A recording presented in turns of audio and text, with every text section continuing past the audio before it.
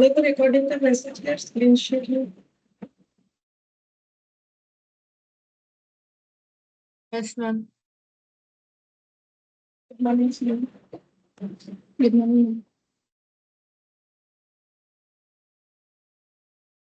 देखो आज हम लोग का ये चैप्टर जो है कंप्लीट हो जाएगा, इंटरनल रिकंस्ट्रक्शन। ठीक है, तो इसमें एक बड़ा क्वेश्चन बाकी है, दो छोटा क्वेश्चन और कुछ एमसीक्यूज बाकी है, तो यही करेंगे जितना होगा। ठीक है, तो यहाँ पर देखो बोल रहा है the following is the balance sheet of X limited as at 31 March 2001।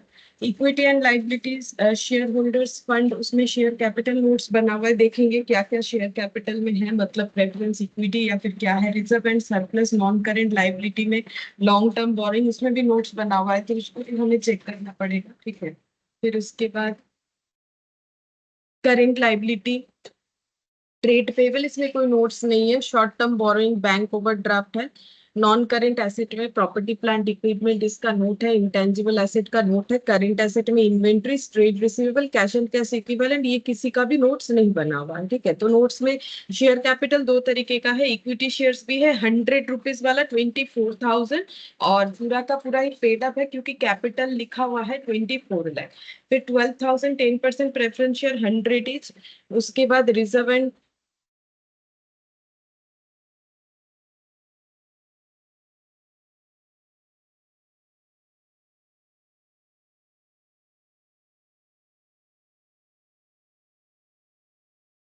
Good morning.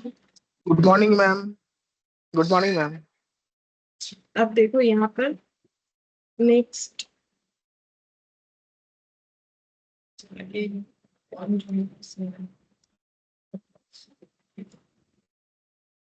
अब देखो यहाँ पर बोल रहे हैं शेयर कैपिटल दो तरीके का है, इक्विटी है, प्रेफरेंस है। फिर बोल रहा है कि रिजर्व सरप्लस में पीएल का डेबिट बैलेंस यही रहेगा और कुछ रहेगा भी नहीं। लॉन्ग टर्म बोरोइंग में 10% डिवेंचर, प्रॉपर्टी प्लांट इक्विपमेंट में land building plant and machinery, intangible asset में गुडविल है। On the above date the company adopted the following scheme of reconstruction. तो क्या क्या स्कीम लिया है कंपनी ने? सबसे पहले the equity shares are to be reduce to share of 40 each fully paid and the preference share to be reduce to fully paid shares of 75 each. तो equity shares को 40 में रिड्यूस कर दिया है। टू बी रिड्यूस्ड मतलब इसको कर दिया जाएगा 40 रुपीज तक रिड्यूस, टू बी। ठीक है, to be reduce to to share of 40, मतलब एक एक शेयर 40 रुपीज का बन जाएगा। Same for preference shares, reduce to fully paid shares of 75 each. ठीक है, तो यहाँ पर देखो पहले इक्विटी शेयर कितने का था, 100 का था, और प्रेफरेंस भी 100 का था। ठीक है, तो ओल्ड दोनों ही 100 का था। एक 40 का बनेगा और दूसरा क्या बोल रहा है, रिड्यूस टू 75, मतलब उसको 75 तक लेके जाना है। ठीक है, तो ये एंट्री क्या होगा, पहले हम लोग एक एक करके एंट्री लिख लेते हैं। तो पहले यहाँ पर हेडिंग कर लेते हैं, इलास्ट्रेशन नहीं, प्रैक्टिकल क्वेश्चन है। तो question number 12 in the books of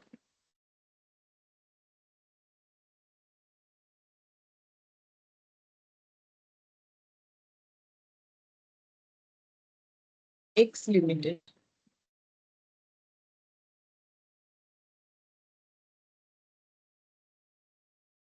journal entries, date,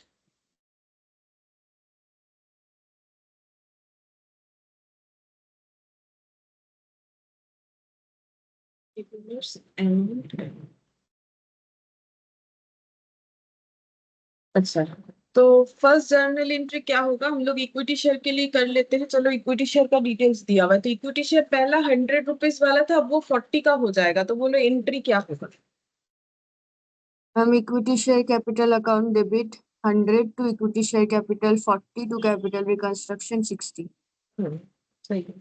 to equity share capital 40 to capital reconstruction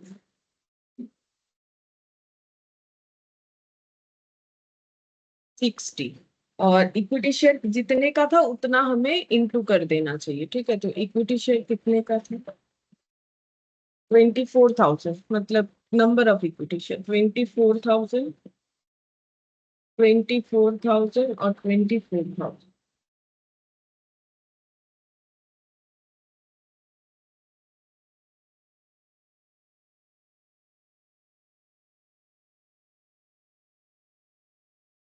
good morning.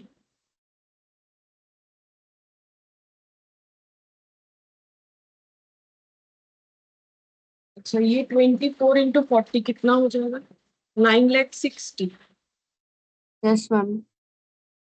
और ये हो जाएगा 1,4,4। इसमें नरेशन लिख देना पड़ेगा। इसके बाद प्रेफरेंस शेयर कैपिटल का भी वैल्यू कम कर दिया गया है। प्रेफरेंस शेयर कैपिटल का वैल्यू कर दिया गया है 100 वाला था 12,000, इसे 75 कर दिया गया है। तो बोलो इनका क्या है? Ma'am 12% preference share capital account debit 100 to preference share 75 to capital reconstruction 25। तो प्रेफरेंस शेयर कैपिटल लिखना पड़ेगा, ठीक है। बाई चांस अगर प्रेफरेंस शेयर लिख देते हैं तो फिर गलत हो जाएगा। अगर गलती से भी लिख दोगे सिर्फ प्रेफरेंस शेयर, तो क्योंकि कैपिटल नहीं हो रहा है, ठीक है। तो प्रेफरेंस शेयर कैपिटल लिखना पड़ेगा। अगर प्रेफरेंस शेयर या प्रेफरेंस शेयर होल्डर ऐसे लिख देते तो उसका मीनिंग बदल जाता है, ठीक है। तो ये प्रेफरेंस शेयर कैपिटल ही हमें लिखना पड़ेगा कि कैपिटल रिड्यूस हो रहा है, ठीक है। तो कितना से 75 बन जाएगा ये वाला, और जो प्रॉफिट हो रहा है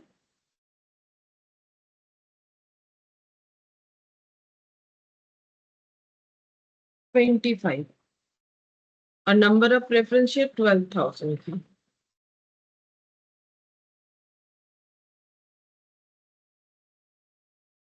तो ये हो जाएगा 12 लाख। 75 इंटू 12 कितना हो जाएगा? 9 लाख मैम।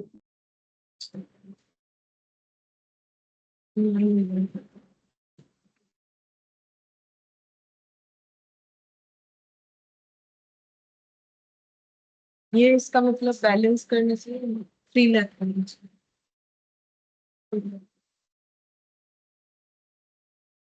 अच्छा, इसके बाद प्रेफरेंस शेयर हो गया। फिर बोल रहे the debenture holders took over inventories and trade receivable in full satisfaction of their claim. तो जैसे ये बात बोला है, सबसे पहला बात है कि इसका दो यहाँ पर मीनिंग हो जा रहा है। मतलब दो चीज हमें देखने वाला है कि डिवेंचर होल्डर क्या ले रहा है, इन्वेंट्रीज टेक ओवर करेगा, ट्रेड रिसीवेबल ले लेगा, और फुल्ली जो है अपने क्लेम को सेटिस्फाइड कर लेगा। मतलब डिवेंचर और दिखेगा नहीं। अगर आगे जाके नया इशू होगा तो दिख सकता है, लेकिन पुराना डिवेंचर पूरा खत्म हो जाएगा।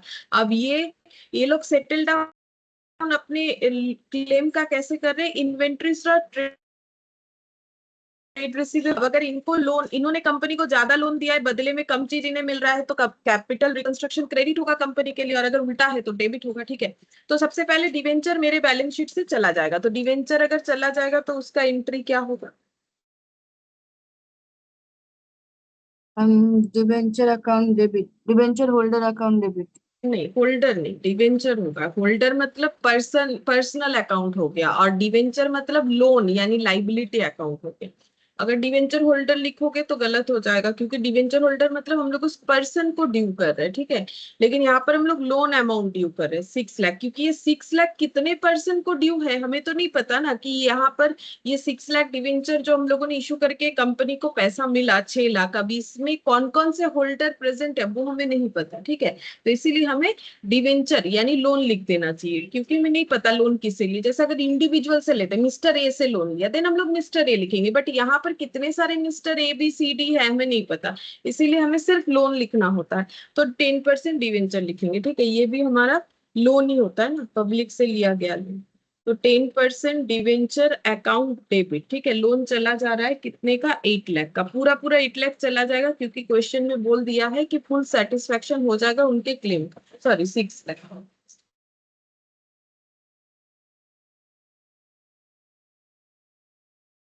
अच्छा, फिर इसके बदले ये लोग ले रहे हैं क्या? इन्वेंट्री और ट्रेड रिसीवेबल। तो उसका क्या एंट्री होगा?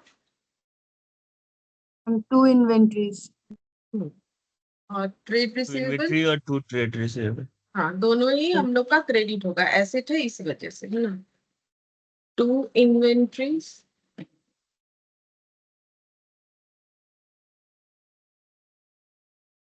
टू ट्रेड रिसीवेबल, ठीक है। अब कितना में ले रहा है वैसा कुछ नहीं बोला है, बोला है कि ये दोनों टेक ओवर कर रहा है, तो फिर बुक वैल्यू में ही लिखेंगे, क्योंकि हमारे पास थोड़ी ना कोई दूसरा वैल्यू है, ठीक है।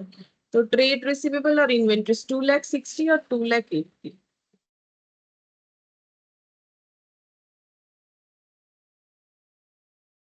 तो देखो 6 लाख का लाइबिलिटी था, उसको कैसे सेटिस्फाई कर रहे हैं ये लोग, 2,60,000 एंड 2,80,000 पे ऑफ करके। तो बोलो ज्यादा पे कर रहे हैं कि कम पे कर रहे हैं, मतलब जो सामान इन्वेंट्री और जो ट्रेड रिसीवेबल ये लेके जा रहे हैं डिवेंचर होल्डर, इसमें किसका बेनिफिट है, कंपनी का हुआ कि इनका हुआ? मैम कंपनी का। फिर एंट्री बोलो। Capital reconstruction 60,000। हम्म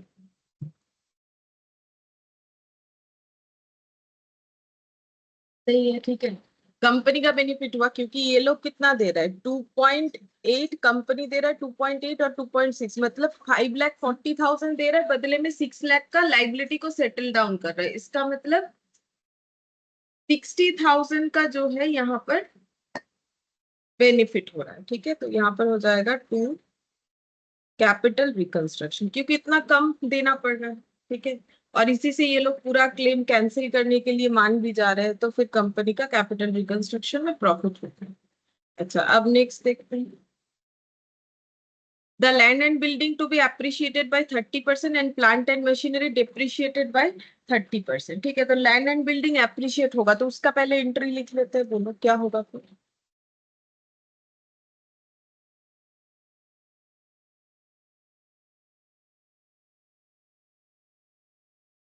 एप्रिसिएशन तो लास्ट क्लास में भी किया था, बढ़ जाना एप्रिसिएशन का। लैंड एंड बिल्डिंग डेबिट में होगा।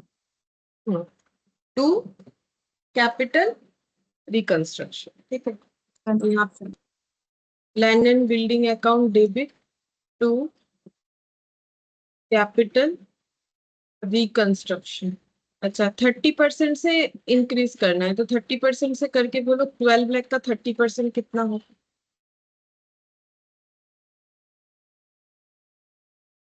3,60,000। 60 मैम। 3,60,000। अच्छा, इसके बाद हमें वैल्यू कम करने के लिए बोला है प्लांट एंड मशीनरी को 30% से डिप्रिशिएट करने बोला है। तो प्लांट एंड मशीनरी क्या होगा, डेबिट होगा कि क्रेडिट होगा? डिप्रिशिएशन तो किए हैं तभी क्रेडिट होगा मैम।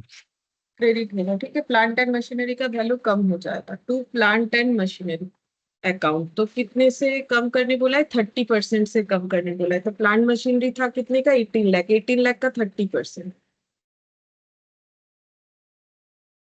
5,40,000। Yes ma'am, 5,40,000। 5,40,000 हो जाए। अच्छा, इसके बाद देखते हैं और क्या बोला है। Debit balance of PL and intangible asset are to be eliminated. तो इंटेंजिबल में तो एक ही दिख रहा है, गुडविल। तो गुडविल एलिमिनेट होने से क्या एंट्री होगा? Ma'am to goodwill. एसेट है, एलिमिनेट होने का मतलब चला जाएगा। टू गुडविल कितनी वैल्यू से जाएगा, कुछ नहीं बोला है, तो पूरा पूरा जाएगा, मतलब फुल्ली बोल रहा है। अच्छा, पीएल का डेबिट बैलेंस भी राइट ऑफ करने बोला है। तो पीएल का डेबिट बैलेंस यहाँ पर दिख रहा है 14,40,000। तो बोलो इसको क्या किधर लिखते हैं हम लोग, क्रेडिट करते हैं क्योंकि ये क्रेडिट लॉस में। होता है। 14 लाख। इसके बाद देखते हैं, बस इसके बाद एक्सपेंसेस बोल रखा है, उसका एंट्री करेंगे। अच्छा, इसको इसका डेबिट में क्या आएगा, कैपिटल रिकंस्ट्रक्शन बोलो कितना होगा? 20,70,000। 20,70,000।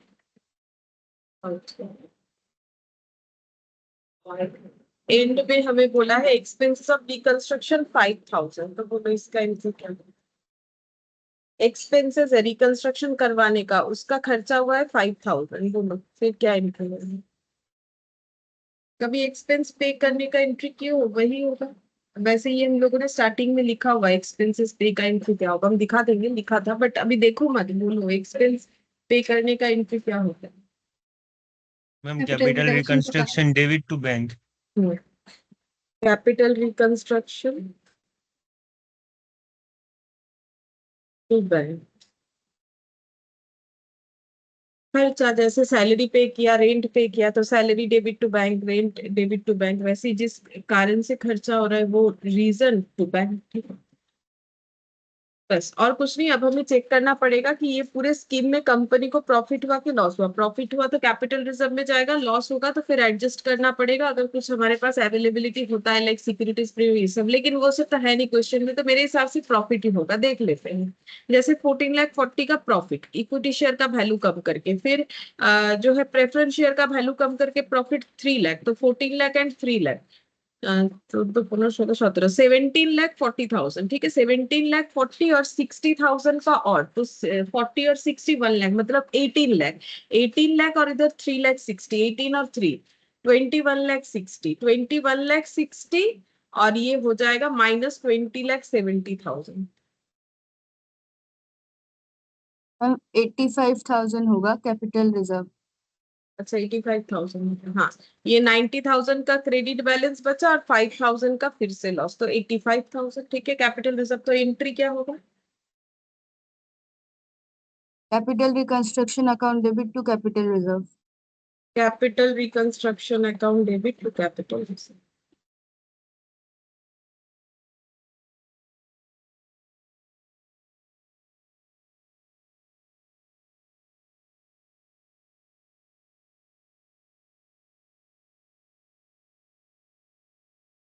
अब हमें बैलेंस शीट बनानी है।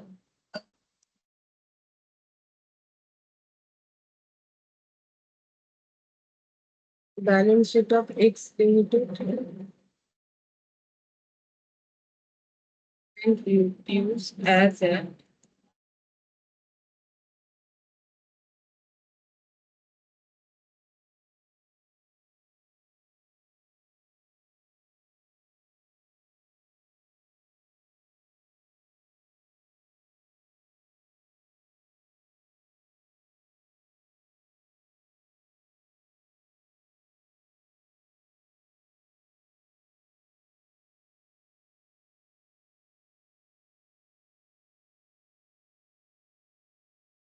equity and liabilities, shareholders fund, share capital.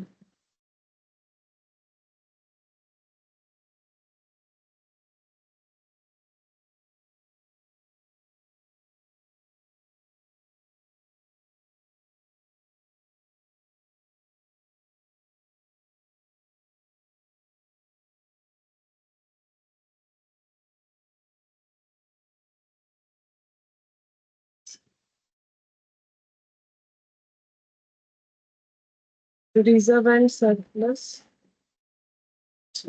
ये लिखना पड़ेगा क्योंकि कैपिटल रिजर्व बन रहा है। नॉन करेंट लाइबिलिटी में लॉन्ग टर्म बोरोइंग में सिर्फ डिवेंचर था, याद करके देखो 6 लाख का हम लोगों ने डिवेंचर का एंट्री किया था, या फिर यहाँ पर देख सकते हैं नोट में। तो बोलो ये लिखना पड़ेगा और आगे। नहीं मैम, पूरा दे दिया था उन लोग को पैसा। और तो कुछ है नहीं, मतलब लॉन्ग टर्म बोरिंग में तो ये वाला, सॉरी नॉन करेंट लाइबिलिटी में तो ये पॉइंट हट जाएगा। इसके बाद करेंट लाइबिलिटी,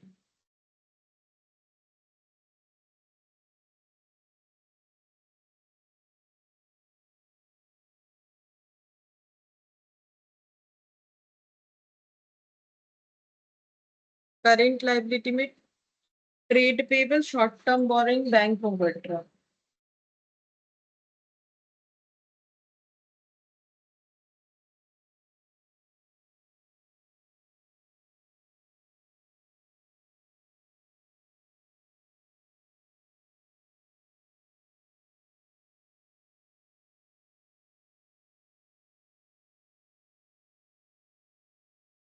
नेक्स्ट है assets, non current asset,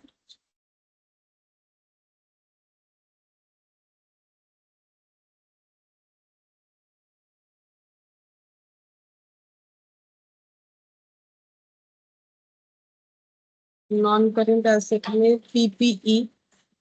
intangible asset में सिर्फ गुडविल था, वो हट जाएगा। इसमें पीपी रह जाएगा, इंटेंजिबल एसेट एलिमिनेट हो गए। करेंट एसेट में इन्वेंट्रीज और ट्रेड रिसीवेबल लिखना पड़ेगा कि नहीं लिखना पड़ेगा? मैम नहीं नो मैम। लिखना पड़ेगा। नहीं लिखना पड़ेगा क्योंकि वो टेक ओवर हो गया है, तो बचा है सिर्फ cash and cash equivalent.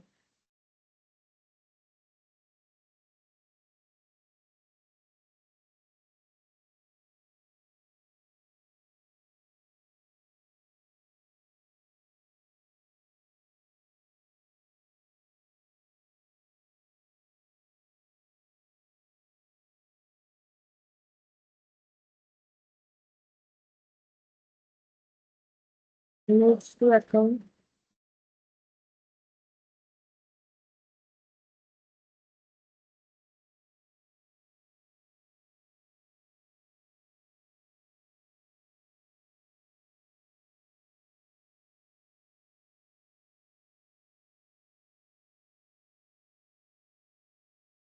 Share capital.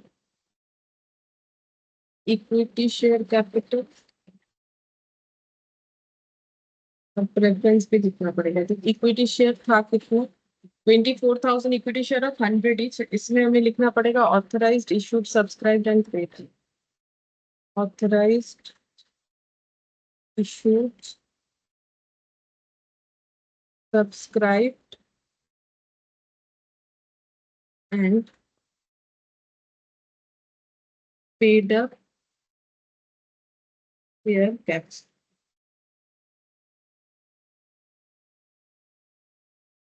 अच्छा तो इक्विटी शेयर हम लोग कितना लिखेंगे तो नंबर ऑफ इक्विटी शेयर में तो कोई चेंजेस नहीं हुआ है बस उसका वैल्यू कम कर दिया गया है तो इक्विटी शेयर ये वाला आउट हो गया बैलेंस शीट से ये वाला आ जाएगा मतलब कितना shares at the rate of कितना लिखेंगे 40 करके 24,000 इक्विटी शेयर और तो कहीं इक्विटी शेयर इशू नहीं हुआ है तो इसी को लिख देना है हम लोग को 24,000 equity share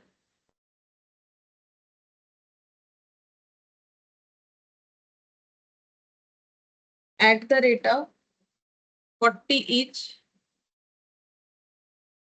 fully paid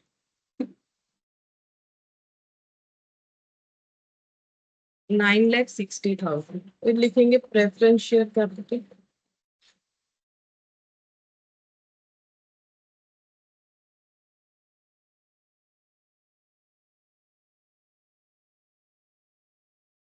authorized issued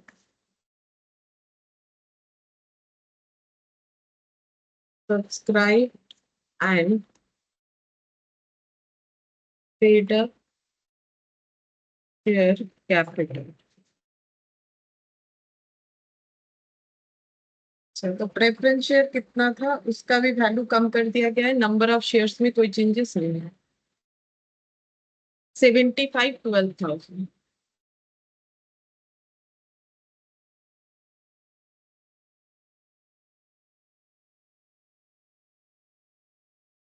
12,000 10% preference share capital at the rate of यहाँ शेयर लिखेंगे क्योंकि इतने सारे number of shares at the rate of 75 each fully paid up इसका वैल्यू आया था 9 lakh, 9 मैम. तो 9 लाख और 9,60,000 18,60,000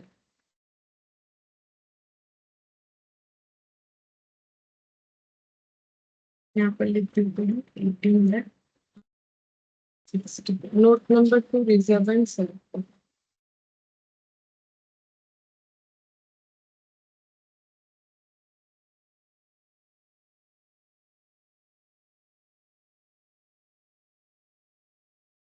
कैपिटल रिजर्व वैल्यू आया 55 नहीं कितना 85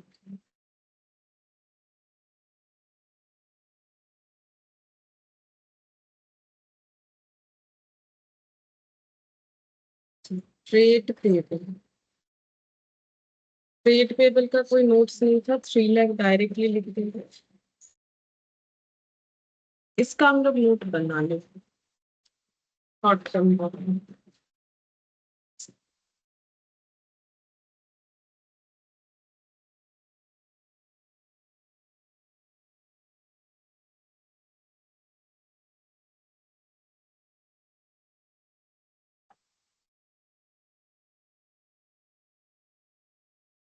short term borrowing bank overdraft 6 lakh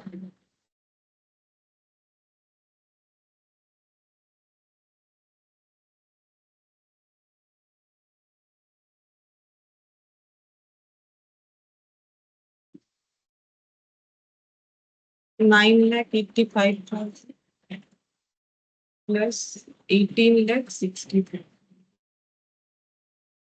28,45,000. All right, 28,45,000. That's it. ठीक है, अब नेक्स्ट ये वाला note number 4.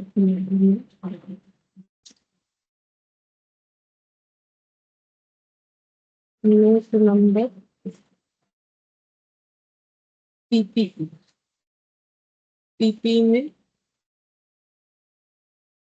Land and building,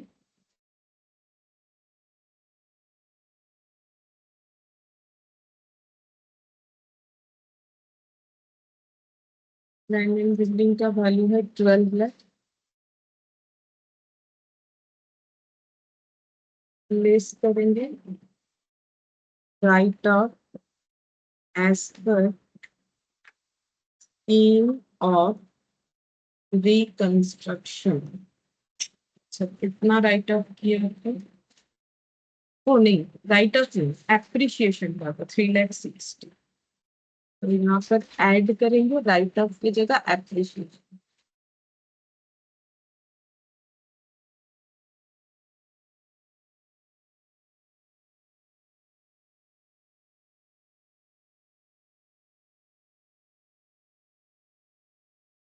appreciation was of 3,60,000.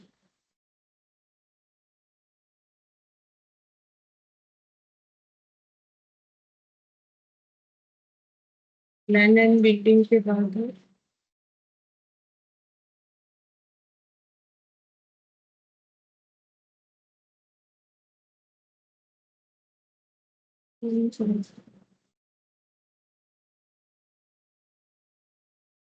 larger machinery.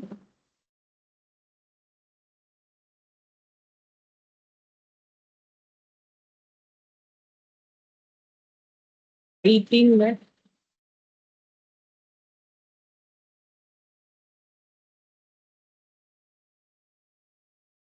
Less depreciate as per scheme of reconstruction.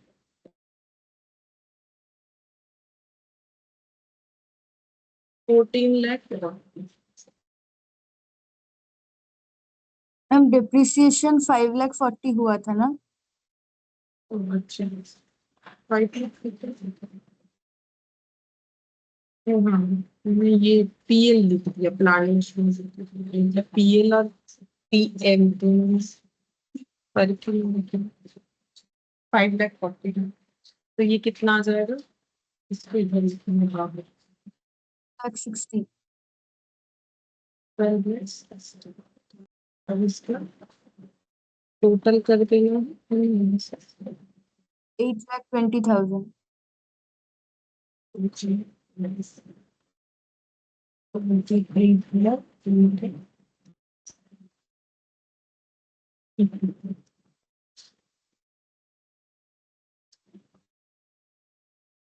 Cash and cash.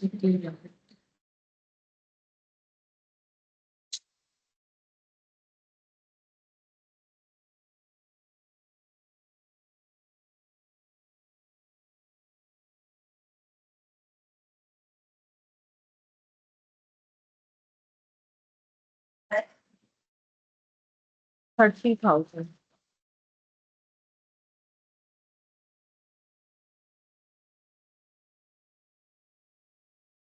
Cash तो हमारा कुछ दिया नहीं था. कैश में कैश का कोई एंट्री, हाँ हम लोगों ने पेमेंट किया. लेस मैम रिकंस्ट्रक्शन एक्सपेंसेस था. For reconstruction 5,000. बचेगा 20,000. देखो, इस क्वेश्चन में हम लोग शॉर्ट टर्म बोरिंग पे नहीं कर पा रहे बैंक ओवरड्राफ्ट, इसीलिए लेस करके नहीं दिखा रहे. लेकिन एक क्वेश्चन था, अगर तुम लोग को याद है, जहां पर पूरा पे कर पाएंगे ना, कि मान लो ये 25,000 है, मेरा बीओडी रहता 5,000, तो पूरा 5,000 पे करके 20,000 दिखाना पड़ता है. लेकिन अगर पूरा नहीं पे कर पाएंगे तो दोनों जगह पे दिखा देंगे. ठीक है, तो वैसे ही यहाँ पर अब ऐड करके देखो कितना आ रहा है. हाँ मैम मैच हो गया है।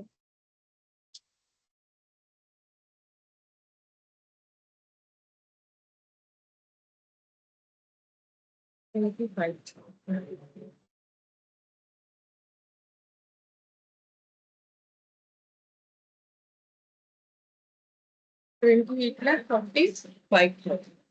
साइड मैच हो गया। ठीक है। अच्छा, अब नेक्स्ट यहाँ पर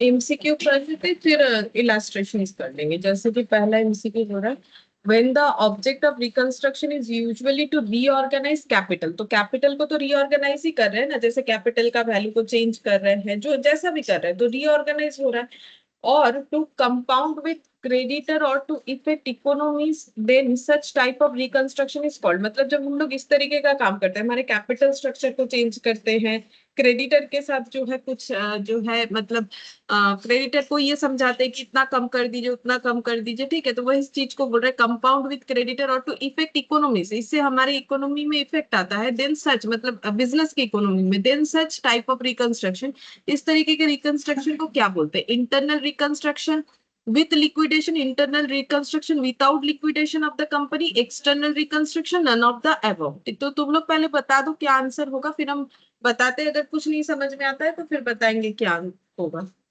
पॉइंट को discuss. Option B.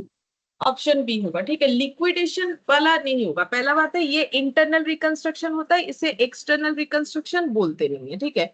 External reconstruction का मतलब बाहर से चेंज होगा। जैसे इसके बाद हम लोग एमलगमेशन वगैरह पढ़ेंगे ना, तो वो होता है एक्सटर्नल रिकंस्ट्रक्शन। जैसे पहले कंपनी ए था, फिर उसने बी के साथ जो है मर्ज करके ए बी बना लिया, या फिर ए और बी मिलके नया ही एक कंपनी सी बन गया। ये सब होता है एक्सटर्नली चीजों को चेंज करना, एक्सटर्नल रिकंस्ट्रक्शन। लेकिन हम लोग तो वैसे ही चैप्टर इंटरनल रिकंस्ट्रक्शन पढ़ रहे हैं, तो तुम लोग के दिमाग में ये दो ऑप्शन ही होना चाहिए, ये तो होना ही नहीं चाहिए, ठीक है। और अगर ये यहाँ पर अगर हम लोग सोचे कि लिक्विडेशन, लिक्विडेशन तब होता है जब कंपनी बंद हो जाती है, लेकिन यहाँ बंद नहीं हो रही, खुद को रिपेयर कर रही है, ठीक है। तो इंटरनल रिकंस्ट्रक्शन का मतलब विदाउट लिक्विडेशन ही होता है, कंपनी लिक्विडेट पे नहीं जा रही। लिक्विडेट होने का मतलब अब रिकंस्ट्रक्शन करके क्या फायदा, इंटरनल करो या एक्सटर्नल। कंपनी जब बंद हो रहा है तो फिर रिकंस्ट्रक्शन का तो कोई सवाल ही नहीं आता है, ठीक है। तो यहाँ पर आंसर हो जाएगा 1 का बी। फिर नेक्स्ट देखो, the accumulated losses under scheme of internal reconstructions are written off against capital reduction, share capital, shareholders account, reserve and surplus. तो हम लोगों ने बहुत सारा क्वेश्चन कैपिटल रिडक्शन।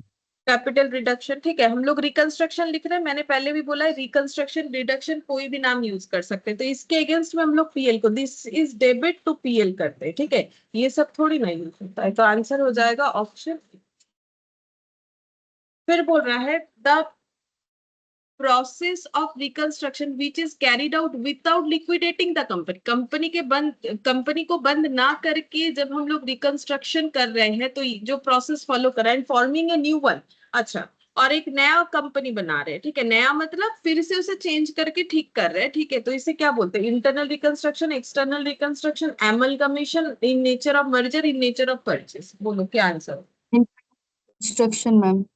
ए होगा इंटरनल रिकंस्ट्रक्शन, ठीक है। ये सब कुछ नहीं होगा। एमलगमेशन वगैरह तो भी मैंने पढ़ा ही नहीं, ये चैप्टर ही हमारा इंटरनल रिकंस्ट्रक्शन था, लेकिन मैंने एमलगमेशन अभी थोड़ी देर पहले बोला। अब ये मर्जर और परचेस क्या ना, ये मेथड में होता है कि किस तरीके से होता है, वो एमलगमेशन पढ़ने वाले तो वहां समझ जाओगे। बट एमलगमेशन का मतलब दोनों मिलके एक नया कोई कंपनी बनना। बट यहाँ पर नया का मतलब ये नहीं है कि ए बी मिलके सी बन गया, या उसे एब्जॉर्प्शन बोलते हैं, ठीक है। बहुत सारे टर्म्स होते हैं एक्चुअली। जब ए बी मिलके सी बन जाता है तो उसे एब्जॉर्प्शन बोलते हैं। ए बी मिलके अगर ए बी रह जाता है तो उसे एमलगमेशन बोलते हैं। अब एमलगमेशन में दो चीज होता है, मर्जर के नेचर में, परचेज के नेचर में। वो जब तक नहीं पढ़ेंगे नहीं समझा सकते, ठीक है। वो एक मतलब काफी डेप्थ वाला चीज है। बट यहाँ पर हम लोगों को बोला है कि हम लोग अगर रिकंस्ट्रक्शन का वो प्रोसेस फॉलो करें जहां पर लिक्विडेट ना करते हुए कंपनी को हम लोग एक नया कंपनी बना लेते हैं, तो वो इंटरनल रिकंस्ट्रक्शन मतलब खुद को ही ठीक कर लिया, ठीक है। तो वो नया नया लगता है, ठीक है। जैसे हमारा कोई मान लो बीमारी है, उसको हम लोगों ने ठीक ठीक कर लिया तो हमें भी तो अच्छा लगेगा ना कि भाई ऐसा लग रहा है कि हाँ ये चीज हमारे साथ अब चल रहा है, मतलब जैसे कोई भी इश्यूज होता है तो वैसे ही कंपनी का भी इश्यूज है, तो वो अगर कंपनी अपने आप को ठीक करेगी तो उसे नया जैसा ही लगेगा खुद भी। Reconstruction is process by which affairs of company are recognised by, बोल रहा है कि रिकंस्ट्रक्शन एक ऐसा प्रोसेस है जिसमें जो भी अफेयर्स मतलब जो भी डीलिंग्स वगैरह हो रहा है, ट्रांजैक्शन वगैरह हो रहा है, रिकॉग्नाइज्ड बाय, कैसे रिकॉग्नाइज्ड करते हैं, सॉरी रीऑर्गेनाइज्ड बाय, रीऑर्गेनाइज्ड कैसे होता है, रीवैल्यूएशन होता है एसेट और रीअसेसमेंट होता है लाइबिलिटीज का, writing off losses already suffered by reducing the paid up value of shares और varying the right attached to different classes of shares both A and B none of the above, मतलब process का बात बोल रहा है कि reconstruction process जब हम लोग करते हैं और कंपनी को फिर से नया बनाते हैं, रीऑर्गेनाइज करते हैं, तो हम लोग क्या क्या प्रोसेस फॉलो करते हैं, जैसे कि revaluation of assets and reassessment of liability, writing of losses already suffered by reducing the paid up value of shares and or varying the right attached to different classes of shares both A and B none of the above। both A and B। दोनों चीजें करते हैं, ठीक है। देखो ना हम लोग एसेट का रिवैल्यूएशन अभी जो क्वेश्चन किया, एसेट लैंड बिल्डिंग को एप्रिसिएशन किया, प्लांट मशीनरी को डिप्रिशिएट किया। रीअसेसमेंट ऑफ लाइबिलिटीज का मतलब होता है जैसे हम लोगों ने कैपिटल को कम कर दिया, ठीक है, जैसे प्रेफरेंस शेयर, इक्विटी शेयर, अभी जो लास्ट क्वेश्चन किया। फिर बोले right of losses already suffered, तो हम लोग लॉस तो राइट ऑफ करते हैं, जैसे पीएल का यूज करके लॉस राइट ऑफ करते हैं, और क्या करते हैं रिड्यूस करते हैं paid up value of the shares, हम लोग बोलते हैं ना अपने शेयर होल्डर को कि 100 दिया है, मान लो 75 दिए हो, ठीक है, और varying the rights attached to different classes of shares, मतलब अलग अलग क्लासेस ऑफ शेयर्स का जो राइट्स था, जैसे मान लो प्रेफरेंस शेयर को हम लोगों ने बोला था 10% डिविडेंड देंगे, अब चेंज करके बोल रहे नहीं आप लोगों को 8% डिविडेंड देंगे या ज्यादा, जो भी चेंजेस होता है, तो that is the right of classes of shares, ठीक है, जो अधिकार है उनका उसमें चेंजेस लाते हैं। तो हाँ इस तरीके का ही प्रोसेस हम लोग फॉलो करते हैं ताकि रिकंस्ट्रक्शन कर पाए, तो आंसर हम लोग का 4th का सी होने वाला है, ठीक है। For reduction of shares reduction of the share capital the permission has to be sought from, तो किससे परमिशन लेना पड़ता है, लिखा हुआ है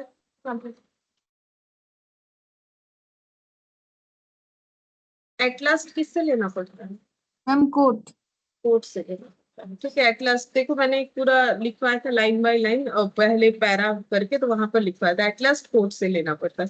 शेयर होल्डर ये सबसे तो पर्सनली परमिशन लेते हैं, फिर कोर्ट सारा फैसला करता है, शेयर होल्डर को बुलाता है, पूछता है, या जो भी इंटरेस्टेड पार्टी है उनसे पूछता है। अच्छा इसके बाद इन company is liquidated, 2 or more company liquidated, no company is liquidated, 2 companies amalgamated, बोलो क्या होगा, No company liquidated। हाँ सी होगा, नो कंपनी इज लिक्विडेटेड, कोई लिक्विडेट नहीं होता है, कोई भी कंपनी बंद नहीं होता है, ना तो एक ना तो दो ना तो मतलब कोई एमलगमेशन होता है, ठीक है, किसी तरीके का लिक्विडेशन प्रोसेस नहीं फॉलो होता। बाकी ये आगे का जो 8th नंबर से था वो सब हम लोग कर चुके हैं, अब हम लोग करेंगे यहाँ पर 2 इलास्ट्रेशन बाकी है, 1 और 2।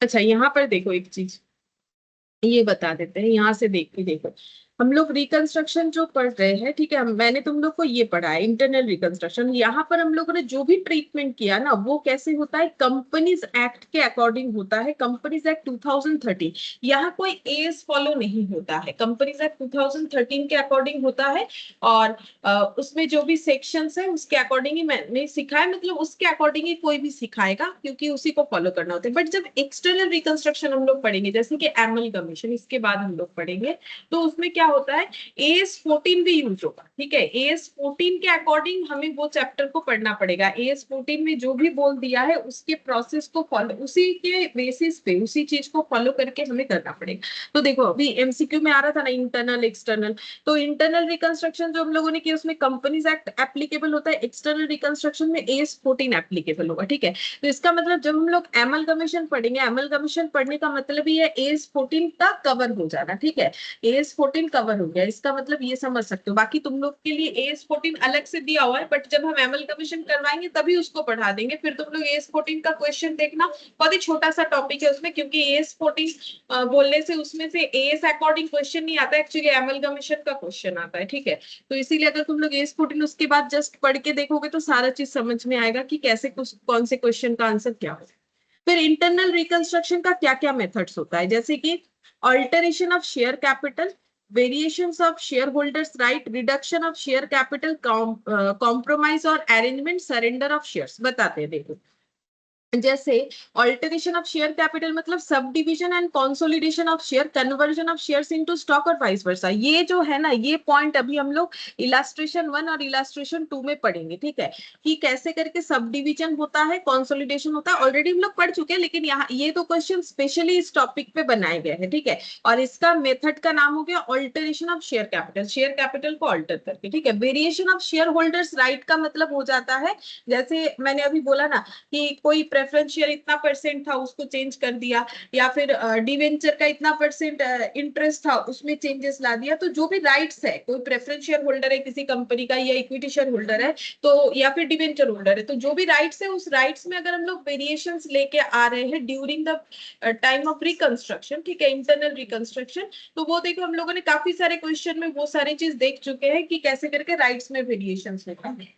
फिर उसके बाद यहाँ पर reduction of share capital, reduction of share capital मतलब अभी जो हम लोगों ने क्वेश्चन किया कि इक्विटी शेयर प्रेफरेंस शेयर्स का, देखो ना हम लोगों ने यहाँ पर कम करके दिखाया ना, ये देखो रिडक्शन हुआ 100 से 40 हुआ, यहाँ पर देखो 100 से 75 हुआ, इसको बोलते हैं reduction of share capital. Compromise और अरेंजमेंट का मतलब, जैसे देखो यहाँ पर हम लोगों ने अपने डिवेंचर होल्डर को बोला ये और ये ले जाओ, तो इन्होंने क्या किया, डिवेंचर होल्डर ने कॉम्प्रोमाइज किया 60,000, ठीक है। तो ऐसा हमारा बहुत सारा क्वेश्चन में मिल जाएगा जहां पर हमारे क्रेडिटर ने कॉम्प्रोमाइज किया है, ठीक है, कॉम्प्रोमाइज अरेंजमेंट। और surrender of share, surrender of shares क्या था, अगर तुम लोग देखोगे जब हम लोगों ने फर्स्ट डे क्वेश्चन किया था, तो वहां पर हम लोगों ने सरेंडर ऑफ शेयर्स पे क्वेश्चन किया था। हम दिखाते हैं, डे 1 में जब हम लोगों ने ये चैप्टर स्टार्ट किया था, तब यहाँ पर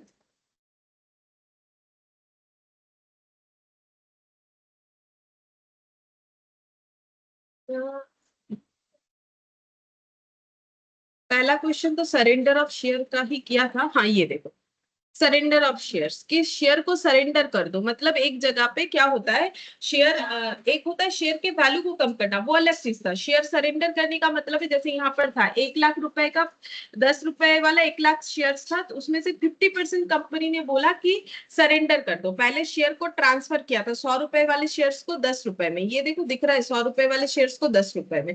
फिर उस 10 रुपए वाले शेयर्स में से 50% लोगों से सरेंडर करवा दिया, ठीक है, ताकि उस सरेंडर शेयर्स को, क्योंकि सरेंडर शेयर पे किसी का नाम नहीं होता है, तो अगर मुझे कोई लायबिलिटी सेटल डाउन करना है, मुझे इन्वेंट्री भी नहीं देना है, मान लो मुझे पैसा भी नहीं देना है, कुछ नहीं देना है, बदले में जो शेयर है वो हम दे देंगे। इसमें बेनिफिट क्या होता है कंपनी का, क्योंकि कंपनी जब अपने शेयर होल्डर से शेयर सरेंडर करवाता है, तो कंपनी का किसी तरीके का तो कोई एक्सपेंसेस या लॉसेस नहीं हुआ, तो कंपनी क्या करेगा, मान लो अपने क्रेडिटर को सेटल डाउन करना है, तो उनसे बात कर लिया कि आपको शेयर दे देंगे, तो वो भी मान गए, तो अच्छा है, सरेंडर मतलब बिना पैसे में सेटल डाउन हो गया, ठीक है, किसी तरीके का खर्चा किए बिना। अब खर्चा करे भी कैसे, वैसे भी लॉस चल रहा है, तो खर्चा कैसे करे, तो जैसा बचत हो पाए तो कर लेंगे। तो शेयर सरेंडर करवाने से ये एक बेनिफिट होता है, क्योंकि कंपनी का जो हालत है, कंपनी दोबारा शेयर इशू कर नहीं सकती, इशू करने से बहुत सारे खर्चे होते हैं, खर्चे कहाँ से पे करेगी जब है ही नहीं उसके पास पैसा, तो इसीलिए सरेंडर करवाती है, ताकि उस सरेंडर शेयर्स को लाइबिलिटी सेटल करने में वो यूज कर ले। तो ये सरेंडर ऑफ शेयर्स, ये भी हम लोगों ने पढ़ा, ये भी हम लोगों ने पढ़ा,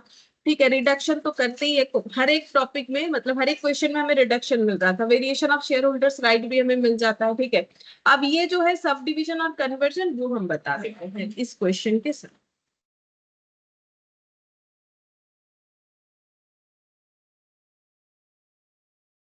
ये वाला इलास्ट्रेशन है, बोल रहा है कि ऑन 31 December 2001 बी लिमिटेड है 20,010 equity shares as authorised capital. तो सबसे पहले इसका मतलब समझ लेते हैं। ऑथराइज्ड कैपिटल का मतलब होता है कि कंपनी इससे ज्यादा इक्विटी शेयर इशू नहीं कर सकती, मैक्सिमम 20,000 इक्विटी शेयर इशू कर सकती है 10 रुपीज वाला, यानी मार्केट से वो 2 लाख रुपीज का जो है शेयर कैपिटल रेज कर सकती है। And the shares where all issued on which 8 was paid up, और उन्होंने सारे के सारे शेयर्स इशू कर दिए हैं, लेकिन उसमें 8 पेड अप है। इसका मतलब 8 पेड अप है, इसका मतलब क्या होता है, बोलो। लास्ट दिन हम लोगों ने एक किया था ऐसा क्वेश्चन जहां पर हमारा पार्टली पेड था, फिर तो हम लोगों ने कॉल किया, तो बोलो। हम अभी तक 8 रुपीज पे किया है, 2 रुपीज अभी तक पे नहीं किया है, पे हाँ, करना। तो इसका मतलब शेयर कैपिटल कितना हुआ ये बताओ।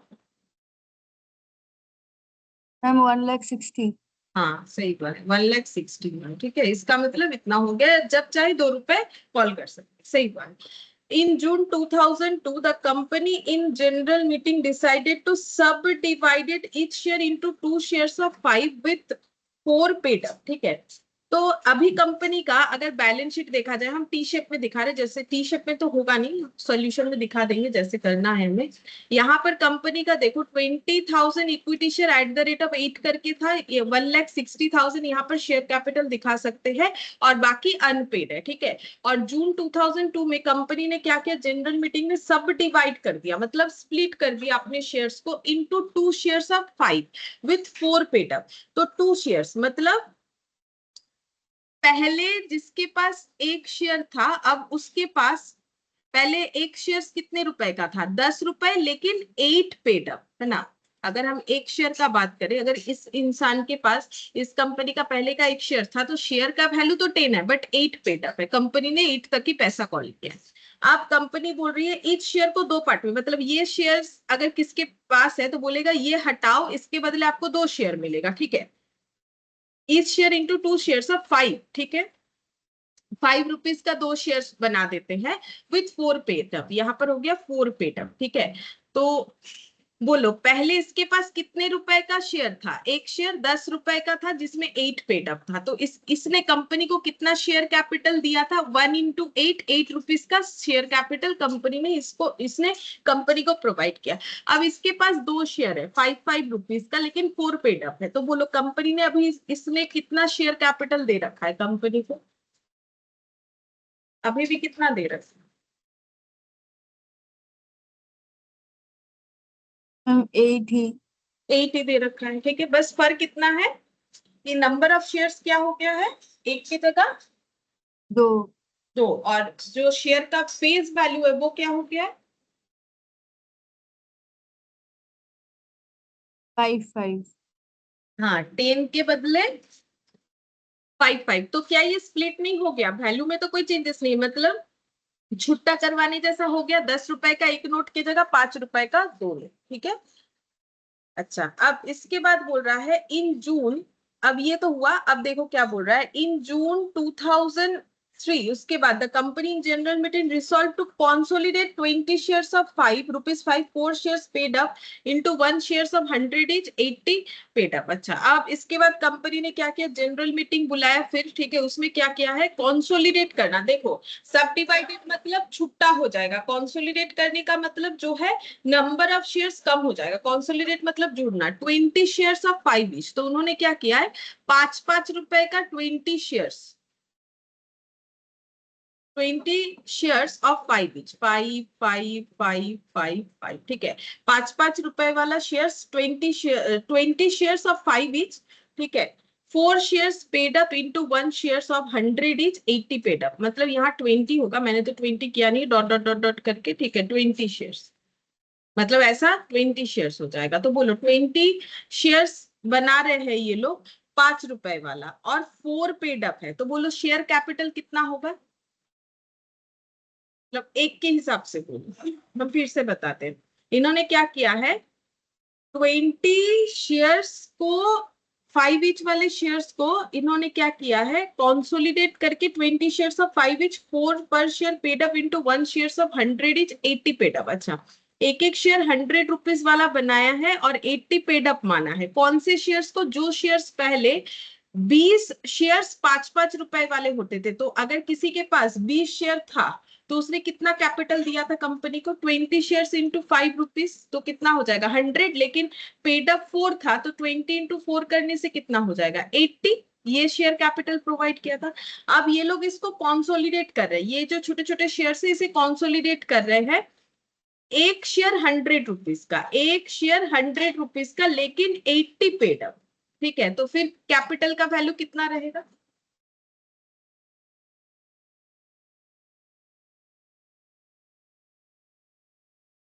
बोलो कैपिटल का वैल्यू फिर कितना रहेगा, पहले 5-5 रुपए का 20 शेयर था, 20 शेयर बनाई, 1 2 3 4 5 6 7 8 9 10 और भी 10 ऐसे बनेगा, ठीक है। ऐसे करके 5 रुपए का जो भी शेयर्स था, मतलब 5 रुपए का अगर किसी के पास 20 शेयर था, उसे कंसोलिडेट कर दिया गया है एक शेयर में, ठीक है। ये 20 शेयर को मिला के एक शेयर बना दिया गया है। जब ये 20 शेयर था तो 5 रुपए वाला था, तो जब एक शेयर बना तो 100 रुपए वाला बना। But on that moment paid up value 4 था, तो शेयर कैपिटल का वैल्यू 20 शेयर्स 4 रुपीज करके 8, और अब पेड अप वैल्यू 80 हो जाएगा, तो फिर शेयर कैपिटल का वैल्यू कितना होगा? छोटा सा ही चीज पूछा है। मैम 160। 160 कैसे हो रहा है बोलो? मतलब देखो, शेयर कैपिटल का वैल्यू तो ऐसे ही होना चाहिए, number of shares into paid up value. तो बोलो कैसे 160 आ रहा है? मैम मैंने 20 × 80 किया था, number of shares 20 × 80 paid up. लेकिन अब तो 20 शेयर्स तो है नहीं ना, 20 शेयर्स का वैल्यू तो 80 नहीं है, 20 शेयर्स का वैल्यू तो 5 था और 4 पेड अप था। मैम 80 होगा। 80 होगा, ठीक है। एक शेयर्स जो कि 100 रुपए वाला है, बट कंपनी ने 80 मांग रखा है, तो 80 होगा। हम एक शेयर्स पे सारा चीज बताएं। अब वही चीज हमें ये 20,000 शेयर्स पे चेक करके देखना पड़ेगा। तो हम लोग को प्रिपेयर करने क्या बोला है? हम लोग को प्रिपेयर करने बोला है कि पास नेसेसरी पास एंट्रीज, अच्छा एंट्री पास करना है, and show share capital will appear in notes to balance sheet as on 31 December 2001, 31 December 2002, 31 December 2003, ठीक है। तो हमें एंट्री करना है, बैलेंस शीट का नोट्स बनाना है, बैलेंस शीट भी बनाने नहीं बोला है, मतलब एक्सट्रैक्ट बैलेंस शीट भी नहीं बनाना है, ठीक है। तो देखो कैसे होगा।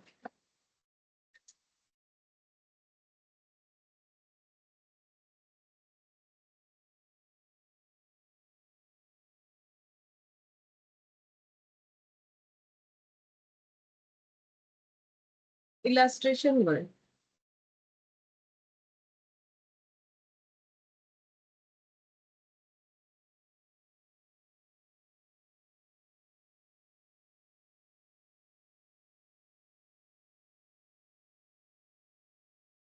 फर्स्ट एंट्री कब होगा? जब ट्रांजैक्शन हुआ, तो ऐसा बैलेंस शीट में दिख रहा था। इसके बाद इन्होंने जो चेंजेस किया है वो जून 2002 में किया है, तो जून 2002 में एंट्री होगा, ठीक है।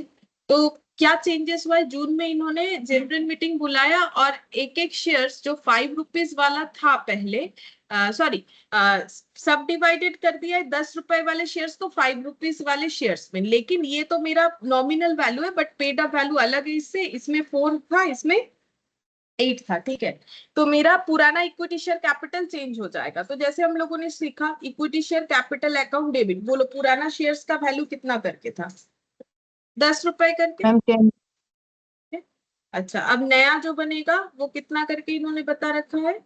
5 रुपीज करके, ठीक है ना। 5 रुपीज, ये 5 रुपीज करके बना रखा है। तो कितना हो जाएगा बोलो? यहाँ पर 20,000 शेयर्स था, ठीक है। और 20,000 इंटू मुझे कितना करना चाहिए? 10 तो मेरा नॉमिनल वैल्यू, ये ओल्ड ये न्यू, ये तो सही है। बट क्या मेरा 10 पेड अप था? तब तो हम 10 मल्टीप्लाई करेंगे। मेरा कैपिटल कितना बना हुआ था? 10 इंटू 20,000 था या 20,000 इंटू 8 था? 8 था मैम। 8 था, तो जितना था उतना ही चेंज हो सकता है। अब ये सोच रहे हो कि 10 क्या है? वो तो नॉमिनल वैल्यू है या फिर फेस वैल्यू है, जो भी मानो, और उसमें से 8 कॉल्ड अप हुआ है। तो जब मेरा कैपिटल 1,60,000 है, तो हम चेंज भी 1,60,000 को ही कर सकते हैं, उससे ज्यादा तो कर नहीं सकते हैं, ठीक है। अब हम लोगों ने क्या किया है, ये शेयर्स को अब हम लोगों ने स्प्लिट कर दिया है। तो मुझे एक चीज बोलो, अगर मैंने एक शेयर का 2 शेयर बना लिया है, तो 20,000 शेयर्स का कितना सारा शेयर्स बन गया होगा? एक शेयर्स का 2 शेयर बन गया, मेरा ड्रॉ याद करूं तो अगर 20,000 शेयर्स का फिर कितना हो जाएगा? 40,000। अरे वो बोलो 40,000 मैम। 40,000 डबल होगा ना, एक का 2, तो 20,000 शेयर्स का डबल, यानी 2 इंटू यहाँ पर बोलो कितना कैपिटल जनरेट होगा? क्योंकि इन्होंने उस शेयर्स का वैल्यू रखा है 5 वाला, लेकिन उसका पेड अप वैल्यू है 4, तो इंटू कितना करें? 40,000 into 4, 4, 1,60,000। 1,60,000। तो देखो टोटल में कोई चेंजेस नहीं हुआ, शेयर स्प्लिट हो गया। कैसे, ये देखो, ये है नंबर ऑफ शेयर्स और ये है नंबर ऑफ शेयर्स, तो इसे बोलते हैं स्प्लिट होना। 20,000 शेयर्स था जिसको इन्होंने 40,000 शेयर्स बना दिया, और जो पहले 8 पेड अप था उसको 4 पेड अप कर दिया। और टोटल अगर शेयर्स का मतलब एक एक शेयर्स का वैल्यू बोले तो पहले 10 था, अभी 5 कर दिया गया है। ठीक है, और इसका नरेशन लिख देना पड़ेगा, B the subdivision of 20,000 shares at the rate of 10, 8 paid up into 40,000 shares at the rate of 5 for 4 paid up। ऐसे लिख लो, ठीक है। ये हो गया हम लोग का जून 2002। और एक बार इन्होंने जून 2003 में मीटिंग बुला के फिर चेंजेस किया है, तो जून 2003 का लिखते हैं यहाँ पर। तो अब बोलो हमारे पास कितना शेयर कैपिटल है, ये वाला है। जो भी चेंजेस होगा इस पे होगा, क्योंकि ये तो आउट हो गया। ठीक है, तो अब इस पे चेंजेस होगा तो इसको पूरा डेबिट करेंगे। Equity share capital account debit. हमारे पास कितने रुपए का शेयर है, नॉमिनल वैल्यू 5 रुपीज वाला था, और 40,000 शेयर्स इंटू 4, यानी कि 1,60,000 रुपीज का हमारे पास शेयर कैपिटल था। चाहो तो इसे 40,000 नहीं लिख के 20,000 इंटू 2 जैसा है वैसा भी लिख के रख सकते हैं, जो ठीक है। ऐसे लिखने से कुछ नहीं, बैलेंस शीट बनाते वक्त हेल्प हो जाएगा। अब नया शेयर कैपिटल कितने का बनेगा, अब इन्हें कंसोलिडेट करना है। इन्हें कैसे कंसोलिडेट करना है, इन्होंने क्या किया है, resolve to consolidate 20 shares of 5, 4 per share paid up into 1 share. 20 share से एक शेयर बनाया, तो 20 से अगर एक बनाएंगे तो 40,000 से कितना बनेगा, वही बोला है ना, 20 शेयर से एक शेयर्स बनाया तो 40,000 से कितना शेयर्स बनेगा। 20 शेयर्स के बदले अगर एक शेयर्स बना लिया है, कंसोलिडेट कर दिया, तो 40,000 है ना। अभी 40,000 शेयर के बदले कितने शेयर्स बनेंगे, 2000 मैम। 2,000, सही है। ठीक है, 2,000 शेयर्स बनेंगे। अच्छा, 2,000 शेयर्स और एक एक शेयर्स कितना करके है, 4 पर शेयर पेड अप वाला जो था उसे चेंज करके 100 इच 80 पेड अप किया है, तो 100 बन गया है शेयर्स, लेकिन बोल रहा है 80 पेड अप, तो इनटू कितना हो जाएगा 80, तो फिर बोलो वैल्यू कितना होगा,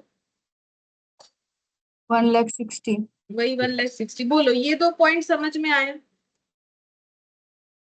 हाँ मैम। Yes.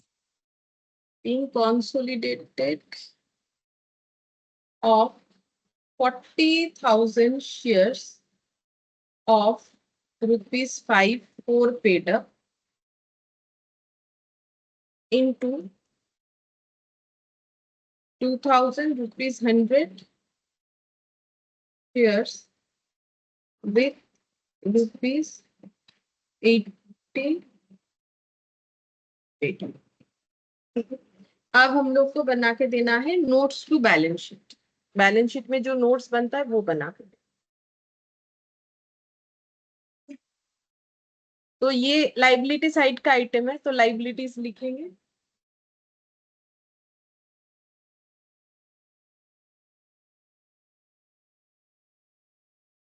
लिख रहे हैं पहले शेयर कैपिटल, वही तो लिखने से होगा नोट्स बनाने। तो शेयर कैपिटल,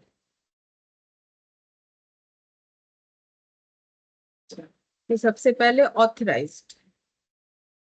अच्छा, कौन कौन से डेट का जो है हमें बैलेंस शीट बनाने बोला है, देखो दिसंबर का भी, 31 दिसंबर 1, मतलब यहाँ का भी, फिर उसके बाद जो दो चेंजेस हुआ, ठीक है, तीनों का बना के देना है। तो ये सबसे पहले हम लोग बना लेते हैं as on 31 of December X1 का, ठीक है।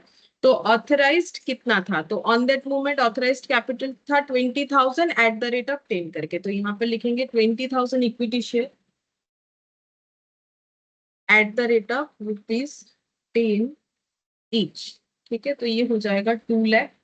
ऑथराइज शेयर कैपिटल कभी भी बैलेंस शीट में कहीं नहीं लिखा जाता, ये सब शो करने के लिए, ठीक है। हमें चेक करना पड़ता है कि issued, subscribed and paid up, वो हम लोग अपने बैलेंस शीट में लिखते हैं, इशूड, सब्सक्राइब्ड